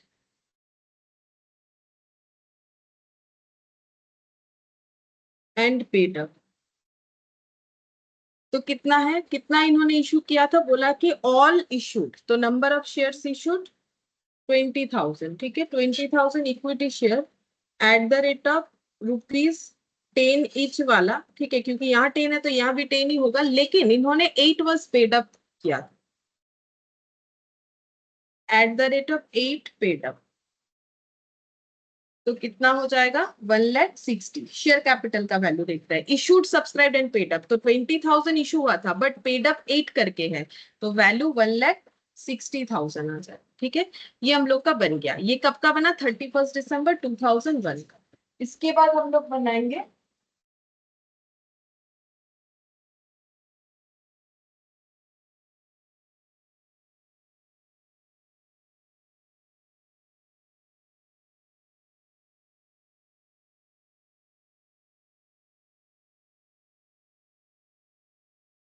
एज ऑन, यहाँ पर लिख देते हैं,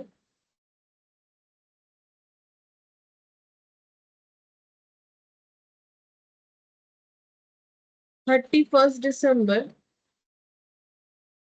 31, 20x2। अच्छा, तब ऑथराइज्ड कितना हो गया है वो हमें देखना पड़ेगा, तो 20x2 मतलब ये जून वाला ट्रांजैक्शन हो जाने के बाद ये 31 दिसंबर 2002 आया, ठीक है।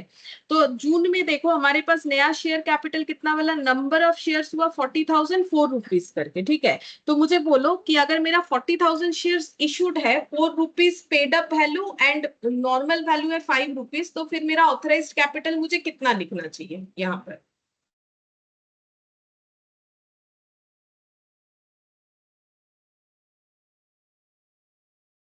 40,000 मैम।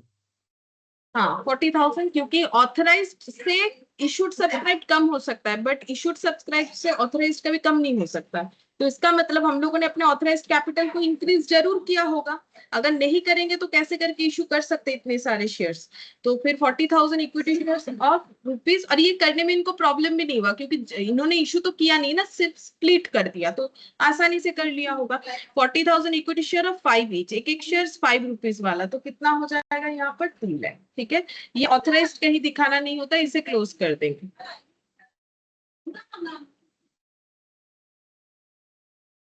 ठीक है, issued subscribe and paid up, अब इशू कितना किया है, 40,000 इशू किया ऑफ ₹5 ईच, और कितना पेड अप लिखेंगे, ₹4 मैम। 4 पेड अप, तो कितना हो जाएगा, फिर से वही 1,60,000, मतलब देखो टोटल में कोई चेंजेस नहीं हो रहा है, ठीक है। देखने वाला बात ये है, देखो टोटल हमेशा 1,60,000 ही रह रहा है, मतलब हम पेड अप वाला वैल्यू का बात कर रहे हैं, लेकिन ये अलग अलग तरीके से दिख रहा है हमें, ये अपनी जरूरत के हिसाब से शेयर को कभी स्प्लिट कर रहे, कभी कंसोलिडेट कर रहे, कभी स्प्लिट कर रहे, कभी कंसोलिडेट कर रहे, ठीक है। ये बन गया। अब नेक्स्ट बनाएंगे एज ऑन 31 दिसंबर 20x3 का, ठीक है, 31 दिसंबर 20x3। अच्छा, अब यहाँ पर देखते हैं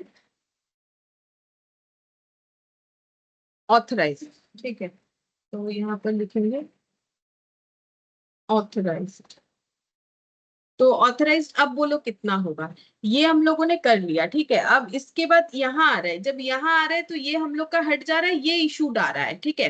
तो जितना इशूड है उसके अगेंस्ट में ही तो हमें ऑथराइज्ड लिखना चाहिए। अब बोलो हमारा authorised capital number of shares कितना होगा, पहले ये बताओ। ये हट गया, ये क्रिएट हुआ, फिर ये हट गया, मतलब ये वाला हट गया, ये क्रिएट हुआ, अभी फाइनली हमारे पास ये पड़ा हुआ है, तो फिर ऑथराइज्ड भी इसी के हिसाब से बताना है ना।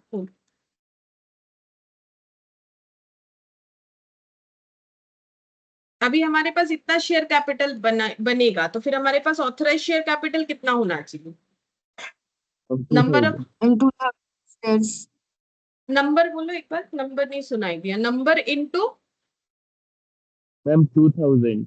हाँ 200 2000, और एट द रेट कितना करके लिखेंगे, 100 हाँ 2000 equity shares at the rate of ₹100 each, यानी कितना हो जाएगा 2 लाख, ये ऑथराइज्ड हो गया। लेकिन जब इशूड सब्सक्राइब पेड अप लिखेंगे तब कितना लिखेंगे, देखते रहो, मुझे बताओ। मैम 80 paid up हाँ 80 paid up into number of shares 1000 2000 equity shares of ₹100 each, ₹80 paid up, मतलब ये हो गया 1,60,000। ठीक है, तो फिर ये 1,60,000 दिख रहा है। तो हमेशा शेयर कैपिटल उतना ही दिख रहा है, लेकिन कभी हमारा ऑथराइज शेयर कैपिटल 20,000 था, ठीक है, फिर 20,000 शेयर ₹10 वाला 8 पेड अप दिखाया था हम लोगों ने, मतलब ये था। इसमें चेंजेस करके इन्होंने इसको स्प्लिट कर दिया। स्प्लिट करने से वैल्यू बढ़ जाएगा। स्प्लिट का मतलब ₹10 का एक नोट है, ₹5 का 2 नोट कर दिया, स्प्लिट कर दिया। ठीक है, स्प्लिट करने से शेयर का वैल्यू बढ़ गया, तो स्प्लिट कर दिया। तो 20 से 40, मतलब कैसे स्प्लिट किया वो रेशियो में बता दिया कि एक शेयर्स को 2 शेयर बना दिया। ठीक है, ₹10 को ₹5 बना दिया, 8 पेडअप को 4 पेडअप बना दिया, ये हमें बोला था। तो हमारा यहाँ पर 2 लाख आया, यहाँ पर 1,60,000 आया। इसके बाद इन्होंने कंसोलिडेट कर दिया, 20 शेयर को एक बना लिया, फिर 40,000 शेयर से कितने शेयर्स बनेंगे? 2,000। ठीक है, उसका वैल्यू उन्होंने 100 each 80 पेडअप रखा, तो हम लोगों ने वही किया, यहाँ 100 आ जाएगा और नंबर ऑफ शेयर्स 2000। ठीक है, तो ये हम लोग का हो गया कौन सा वाला मेथड पता है? ये हम लोग का हो गया ऑल्टरेशन में ये वाला।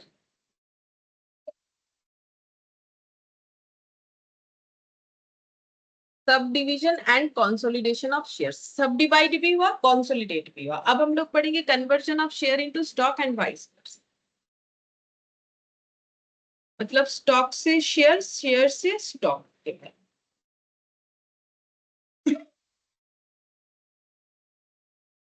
अच्छा, उसके पहले हम थोड़ा सा शेयर और स्टॉक के बारे में यहाँ से बता देते। देखो, हम नॉर्मली बता देते हैं। स्टॉक जो है वो फ्रैक्शन में हो सकता है, बट शेयर जो है वो फ्रैक्शन में नहीं हो सकता है। ठीक है, हम अपने हिसाब से थोड़ा बता देते हैं, फिर यहाँ से पढ़ के भी बताते हैं। रुको, तो पहले हम थोड़ा अपने हिसाब से बताते हैं शेयर और स्टॉक वाला।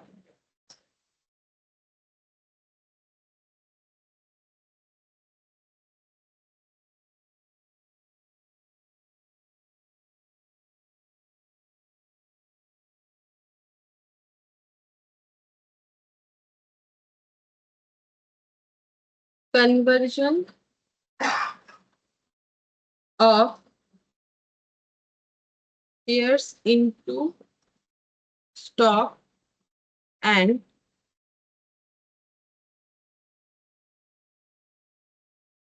तो देखो, स्टॉक से शेयर बन सकता है, देन शेयर से भी हमारा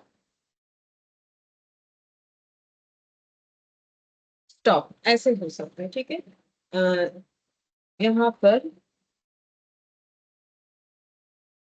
इधर एरो के हिसाब से मुझे ऐसे लिखना चाहिए। मैंने एक बार तो दिखाया स्टॉक से शेयर, अब यहाँ पर लिखेंगे स्टॉक और यहाँ शेयर लिखते हैं, एरो को सिर्फ चेंज कर देते हैं। ठीक है, तो ये हो गया वाइस वर्सा कि स्टॉक से शेयर भी हो सकता है, शेयर से स्टॉक भी हो सकता है। अब दोनों में डिफरेंस क्या है?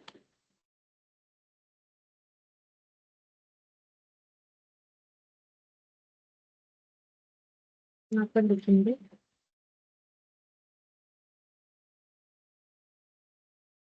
इक्विटी स्टॉक और इक्विटी शेयर।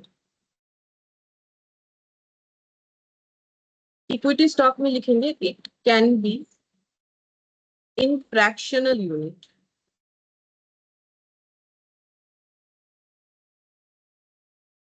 और it can't be in fractional unit. ये फ्रैक्शनल यूनिट में हो सकता है, मतलब स्टॉक फ्रैक्शनल यूनिट हो सकता है। जैसे कोई बोल सकता है मैंने 2/3 स्टॉक होल्ड कर रखा है, या फिर 6/7 स्टॉक होल्ड कर रखा है, एग्जाम्पल के तौर पे। ठीक है, लेकिन कोई ये नहीं बोल सकता है कि मैंने 2/3 शेयर होल्ड किया है, बिकॉज 2/3, देखो, अगर मान लो किसी कंपनी का 1000 शेयर्स है, ठीक है, तो अगर 10,000 कर लेते, 10,000 का 2/3 करने से देखो पॉइंट में आता है। ठीक है, तो ये हम लोग स्टॉक के लिए बोल सकते हैं। कोई बोल सकता है कि मैंने पूरे कंपनी का इतना स्टॉक होल्ड कर रखा है, लेकिन इतना शेयर होल्ड कर रखा है ये नहीं बोल सकता, बिकॉज शेयर मतलब एक यूनिट होता है, और शेयर को कभी भी हम लोग जो है फ्रैक्शन में नहीं बता सकते। बट स्टॉक का मतलब एक यूनिट नहीं होता है, काफी सारे शेयर्स को लेके हम लोग बोलते हैं कि वो स्टॉक है, तो स्टॉक को हम लोग इस तरीके से फ्रैक्शन में बोल सकते हैं। ठीक है, अब देखो यहाँ क्या बोला, according to section 61 of companies act 2013, जैसे कि मैंने पहले ही बोला कि ये पूरे चैप्टर पे हमारा कंपनीज एक्ट लागू होता है। A company can convert it fully paid up share into stock and reconversion of stock into shares. तो एक्चुअली देखो हम लोग शेयर को स्टॉक में कन्वर्ट कर सकते हैं, लेकिन वो फुल्ली पेड होना चाहिए। हाँ, ये भी एक फीचर्स होता है कि स्टॉक का मतलब जो शेयर्स फुल्ली पेड अप है, ठीक है, शेयर पार्टली पेड हो सकता है बट स्टॉक पार्टली पेड नहीं हो सकता है, ये भी एक पॉइंट होता है।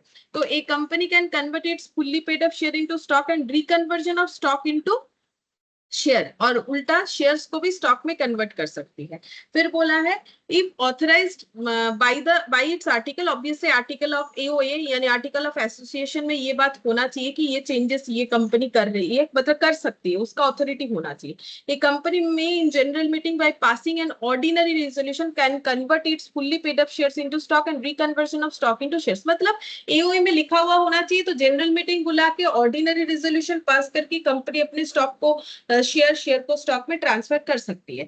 Stock is consolidation of share capital. देखो स्टॉक का मतलब क्या है, शेयर कैपिटल का कंसोलिडेशन। जैसे मैंने बोला कि बहुत सारे शेयर्स मिलके एक स्टॉक हो सकता है, तो मतलब बहुत सारे शेयर्स मिलके स्टॉक हो रहा है। जैसे मान लो 50 शेयर मिलके एक स्टॉक, 50 शेयर मिलके एक स्टॉक, अगर ऐसा कुछ सोच रखा है कंपनी ने, तो फिर कंसोलिडेटेड तो 150 मिलके एक स्टॉक हो जाएगा। और यहाँ पर बोला है कि कहाँ चला गया, can convert its fully paid up share into stock and reconversion of stock into share. Stock is the consolidation of share capital into one unit divisible into aliquot parts, ठीक है। फिर बोल रहा है stock is bundle of fully paid up shares. मैंने बोला ना bundle, जैसे मैंने बोला कि 50 शेयर्स मिला के, तो 50 बंडल्स मान लो, ठीक है, या जैसा भी होता है, ये एग्जांपल दिया मैंने।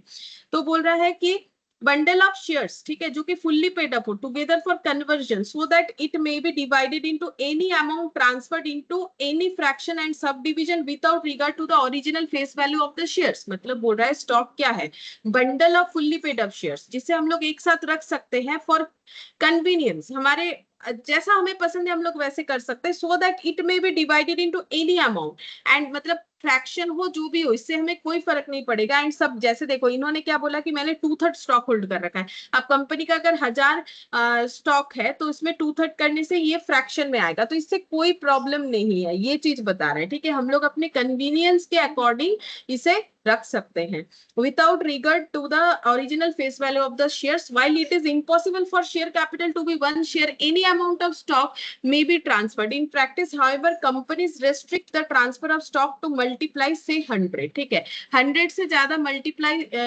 number of shares में stock रखना restricted होता है। एक company can convert say its fully paid up share into stock. Upon the company converting its share into stock, the bookkeeping entries merely record the transfer from share capital into stock. तो तब हम लोग एक entry pass करते हैं, share capital to stock. A separate stock register is started in which details of members holding are entered and annual return is modified accordingly। मतलब ये law का रूल्स बोल रहा है, तुम लोग लॉ में भी शायद ये पढ़ोगे, पढ़ते ही होगे कि सेपरेट स्टॉक रजिस्टर रखा जाता है, ठीक है, जब ऐसा स्टॉक का कन्वर्जन होता है जहां पर डिटेल्स रखा जाता है मेंबर लोगों का जिन्होंने स्टॉक होल्ड कर रखा है, उनका नाम एंटर किया जाता है, एनुअल रिटर्न वगैरह मॉडिफाई करके उसके हिसाब से रिकॉर्ड किया जाता है। अब देखते हैं, देखो क्वेश्चन में क्या बोला है। बोल रहा है C limited had 5 lakh authorised share capital on 31st December divided into share of 100 each, out of which 4000 shares were issued and fully paid up। तो पहला ये बोला है, तो बोलो जब 4000 शेयर इशू किया तो कंपनी का शेयर कैपिटल कितना हुआ होगा, जितना मैंने यहाँ पर कवर किया उसके हिसाब से। 4 लाख। हाँ 4 लाख, 4000 इंटू 100 तो कितना हो जाएगा 4 लाख। तो कंपनी का 4 लाख क्या था, इक्विटी शेयर कैपिटल, क्योंकि बोला है कंपनी ने शेयर इशू किया है। फिर in June 2002 the company decide to convert the issue shares into stock. Company ने डिसाइड किया कि जितने भी इशूड शेयर थे, मतलब 4000 शेयर्स, कैपिटल में बोलने से 4 लाख का शेयर, ये स्टॉक में कन्वर्ट करेंगे।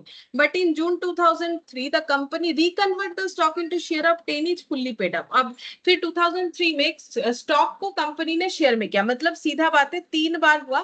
पहले शेयर इशू किया, ठीक है, फिर उस शेयर को स्टॉक बनाया, ठीक है, फिर उस स्टॉक को शेयर बना दिया। तो pass entries and show how share capital will appear notes to balance sheet as at 31st December 2001, 2 and 3, ये हमें बताना है, ठीक है।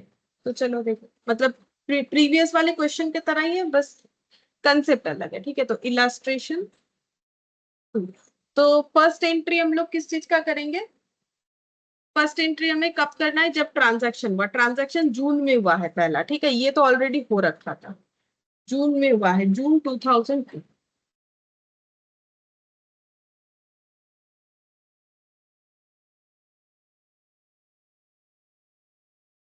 तो बोलो जून में क्या हुआ, जून में इन्होंने अपने शेयर को स्टॉक में कन्वर्ट किया, तो शेयर कैंसिल हो गया, तो बोलो शेयर कितने का था,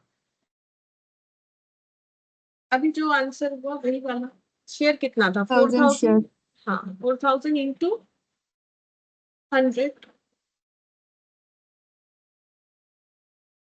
और इसको ट्रांसफर कर दिया है स्टॉक में, तो सिंपल एंट्री ऐसे हो जाता है, टू इक्विटी स्टॉक, ठीक है। अब कितने का स्टॉक में बोला कुछ नहीं है कि कुछ वैल्यू वैल्यू चेंज हुआ है, बोल रहा है कि जो शेयर था उसे स्टॉक बना दिया, मतलब 4 लाख के शेयर को 4 लाख का स्टॉक बना दिया, यही हमें लिखना है। अब इसका जो है नरेशन तुम लोग लिख लेना, ठीक है, बुक से देख के लिख लेना, ये लिखना है, सिंपल इतना लिखने से ही होगा कि being conversion of 4000 fully paid up equity share of 100 each to 4 lakh stock as per resolution scheme, ठीक है। अब उसके बाद जून 2003 में क्या हुआ, जून 2003 में ये स्टॉक को इन्होंने फिर से शेयर में कन्वर्ट कर दिया, तो stock cancel out, equity stock account debit,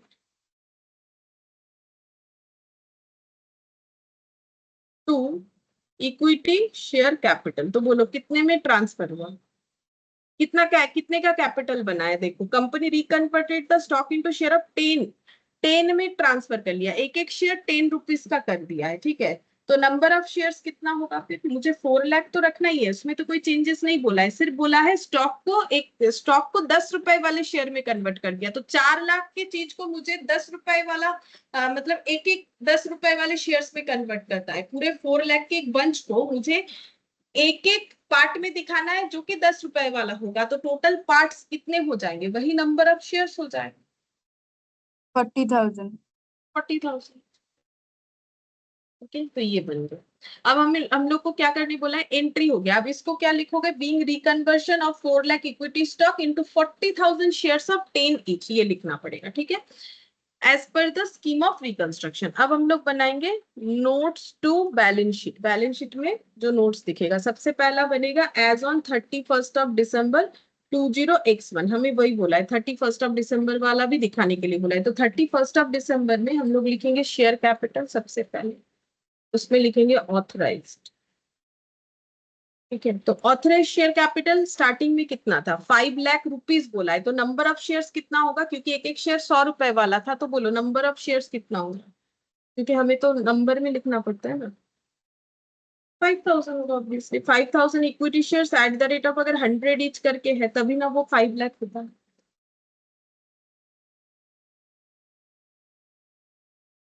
तो डिवाइड करने से ही मिलेगा, ये तो हर किसी क्वेश्चन में यही चीज होता है, चाहे तुम लोग कैसा भी क्वेश्चन कर लो, नंबर ऑफ शेयर्स निकालने का प्रोसेस।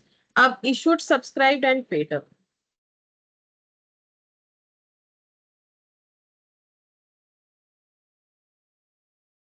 तो इन्होंने कितना इशू किया है, इसमें से 4000 shares issued and fully paid up, तो 4000 equity share at the rate of कितना करके होगा, 100 करके, 100 का शेयर था, तो फिर कितना हो जाएगा, 4 लाख, ये बन गया। फिर इसके बाद हम लोग बनाएंगे एज ऑन 31 ऑफ डिसंबर 2002, ठीक है, एज ऑन 31 ऑफ डिसंबर 2002 का बनेगा, तो इसमें हम लोग लिखेंगे शेयर कैपिटल,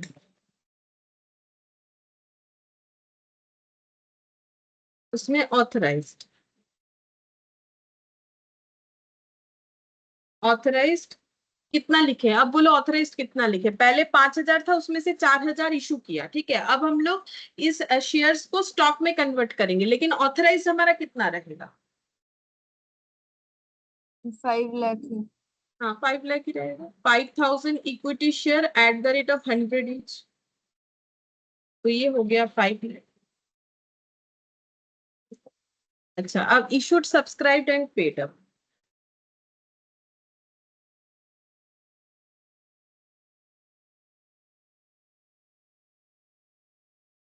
तो इक्विटी शेयर की जगह लिखना है equity stock,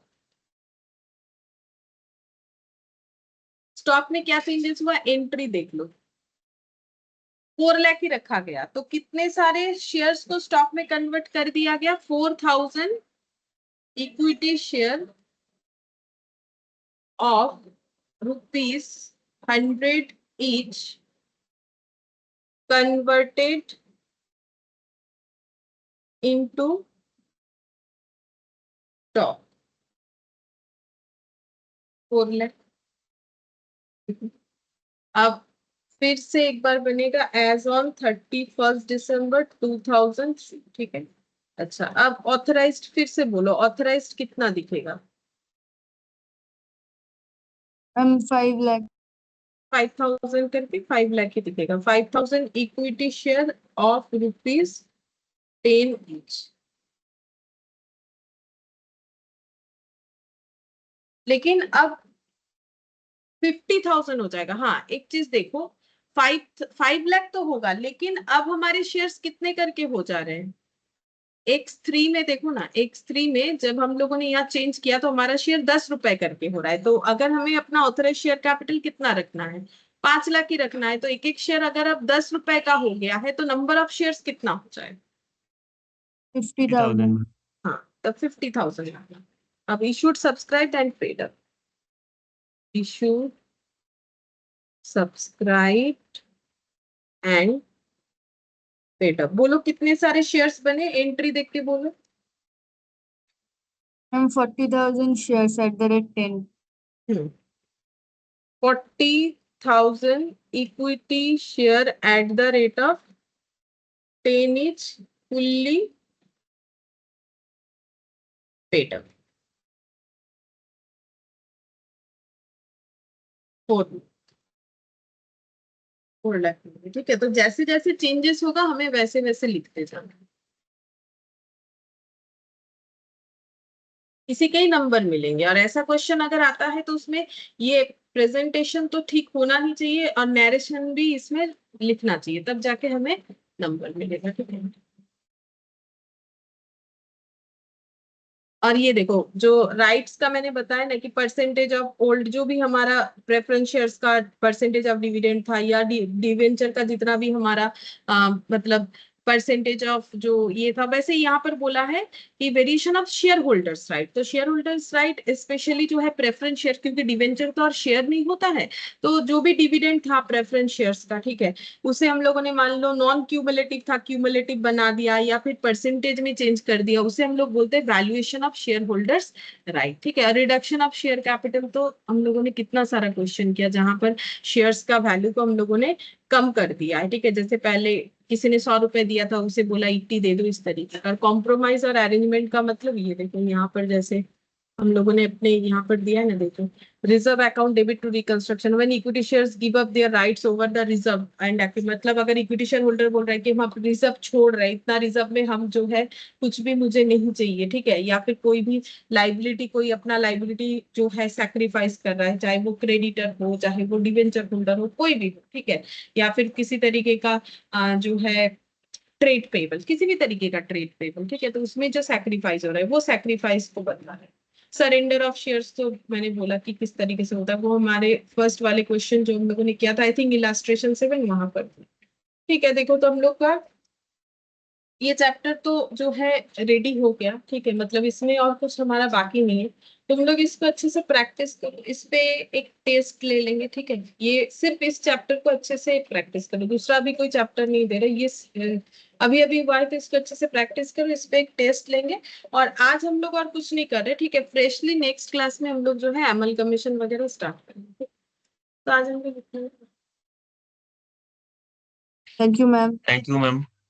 Thank you, ma'am.